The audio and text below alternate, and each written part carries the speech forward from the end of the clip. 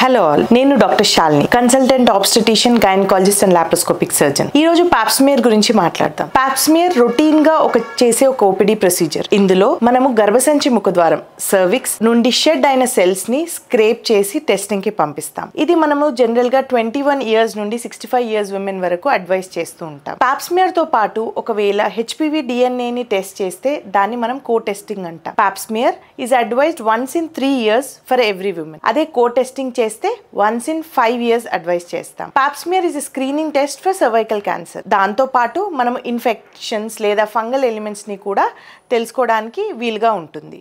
This is very simple procedure and painless procedure. ఒకవేళ మనం పాప్స్మియర్కి వెళ్ళేది ఉంటే 24 hours ముందు చేయకూడనివి ఏంటంటే వెజైనల్ ట్యాంపుల్స్ ఆర్ పెసరీస్, లూబ్రికెంట్స్ లాంటివి వాడడం, ఇంటర్కోర్స్ చేయకూడదు.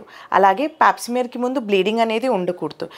వెజైనల్ డూషింగ్ కానీ ఇలాంటివి చేస్తే అలా మనకు టెస్ట్ రిజల్ట్స్ అనేది ఇంటర్ఫియర్ అయ్యే అవకాశం ఉంటుంది. Pap smear is very painless and easy procedure for the screening of cervical cancer. Thank you.